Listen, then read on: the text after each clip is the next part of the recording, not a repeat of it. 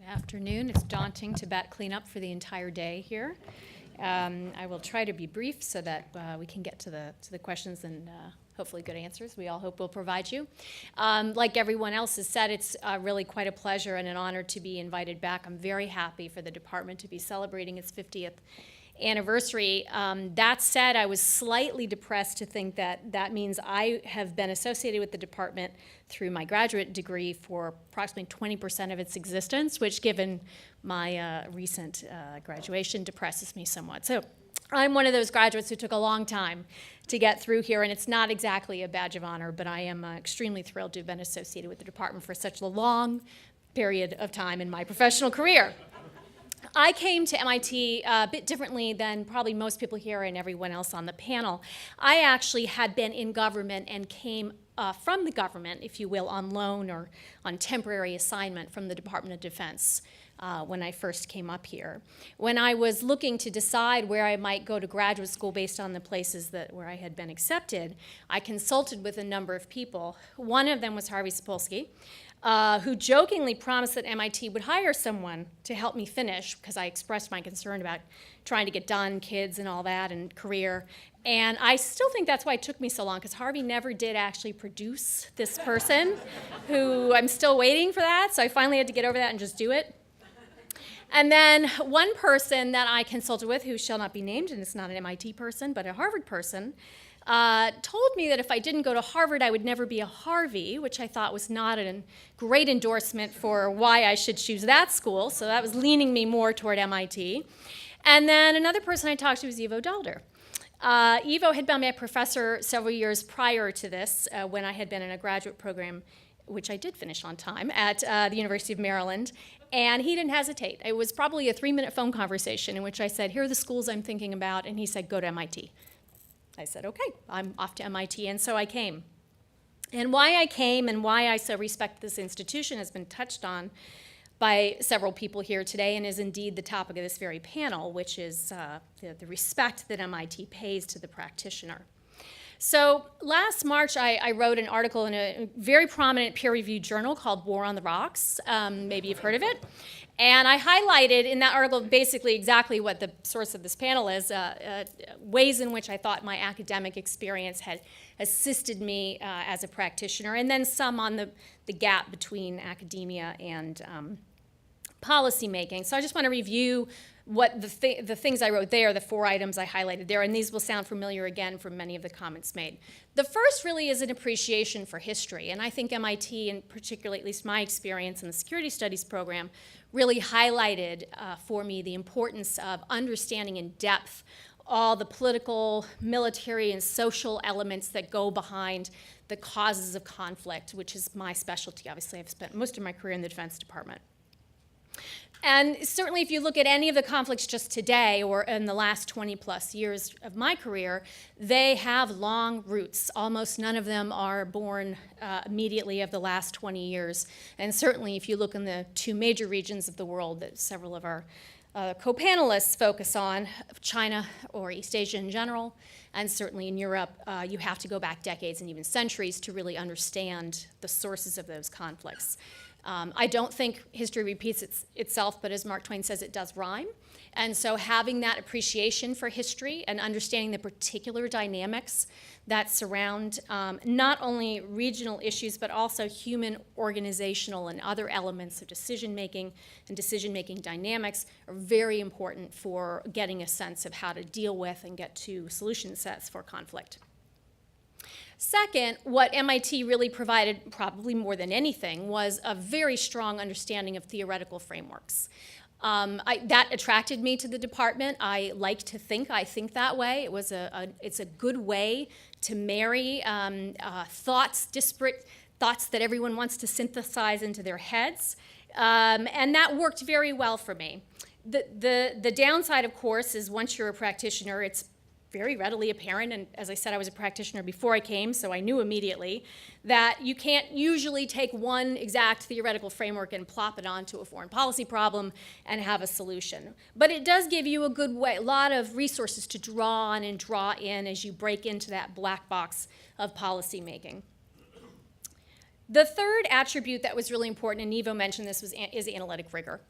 MIT is a very rigorous place. I lived most of my career in a department where it is literally PowerPoint deep, and 5 bullets on a slide, and let's go invade a country. So it was very encouraging to be in a place where you spend a bit more time and attention on issues of that nature. And similarly, it's the ability to defend your work and to take it in a non-personal way, to have sort of both your peers when you're, in the case of MIT, getting ready, for instance, for your generals, or obviously the professors who really don't mind criticizing you, and your ability to kind of take that well, incorporate the positive feedback, stand by your convictions where you feel you need to. That's the essence, really, and the ability to do teamwork. Those pieces together are the essence of being successful in government and producing good policy.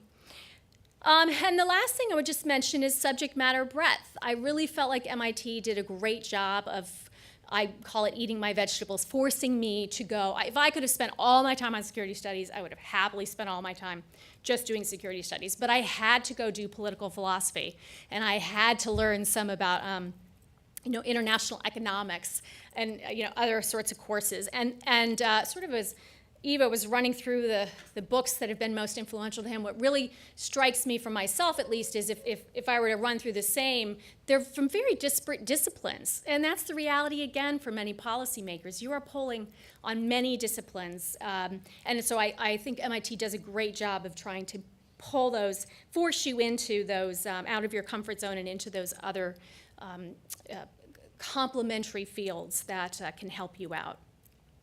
So based on the comments that I received on this little article that I did, this idea that I was proposing that you can bring academia and policy closer together turns out is a really controversial one. There's some people who really, particularly in the academic community, are not looking to bring these communities together.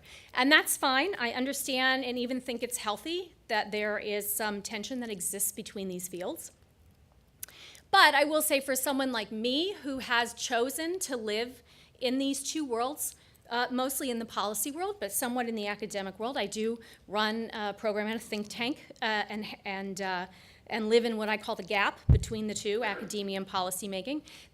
A place like MIT was incredibly special for me. It's not truly unique, but it is pretty unique, if that can be said. And I'm so glad and appreciative that MIT gave me a chance at one of those coveted admissions spots. I think it's made me stronger as an analyst, and I hope it's good for the school to have that kind of interaction between academics and policymakers. So when I wrote this little piece, excuse me, I also talked about some of the prescriptions about how to bring academia and policy together, and so I'll just mention a few of those to the extent that there are takeaways that resonate with anyone. The first is just what I have just said, that it's good for students who are interested in the policymaking field to be brought into academic programs. I think you get better policymakers out of that, and you also create networks over time that provide academics and policymakers and people who go even in very disparate fields to have that connectivity, that shared sense of discipline, but and a shared history, but a broad spectrum of perspectives to bring to bear. I think the second thing that's important is letting more academics into government. And one of the things I cite specifically is the Council on Foreign Relations International Affairs Fellowship that Ivo mentioned. Great opportunities out of things like that. There should be more opportunities like that. A third prescription that I gave on the policymaker side is making sure policymakers get out of their inbox. Everybody's always said that, I know that. But the government is not a good sensing organization. It's just not, especially at a period of time like this where you're almost to the 8th year of administration. People are tired. They can barely kind of put one foot in front of the other, and you want them to go out and read, academic journals. It's not going to happen. But it's important for the people on the government side to think about how to manage that problem, because it can be personality dependent, but overall it's a systemic problem. And so there have to be ways for government to figure out how it's going to be a better sensing organization, get more information from the outside. There are people who do it well. And I think particularly as we come up to a transition between administrations, this is something transition teams ought to be thinking very much about. For the academic community, one of the things I focus on in this article is the need to package information. Package, package, package. And for those in the think tank community, we live this every day. How do you get your information? How do you get your information in front of the policymaker? Grant makers want to know that. What is it that you're doing that is going to, just because you have 100 people show up to a panel event, how do I know those 100 people are policymakers who are influential? And so you find in the think tank world this move to create different kinds of packaging around the same product. And I think it's a little inevitable in this transition period to whatever sort of the future holds for academia, but I think academics can do much the same. If you have a book you're writing, also do a peer-reviewed journal article. You already do that, right?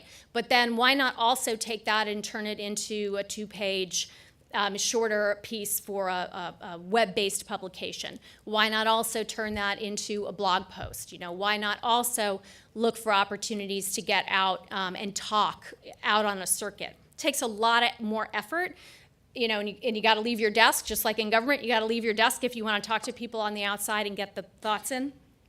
But it does make a difference, and it does help. And then the last thing I have to say is to academics is that you have to understand that in government, personal interaction is extremely important. You can get a lot further if you are talking face-to-face with policymakers who are exhausted and cannot absorb the written word after a certain point. And just think about that fact that if you can get items across orally, in person, to auditory learners, that's going to help a lot on the Hill and in the executive branch. So with that, I welcome your comments to the panel.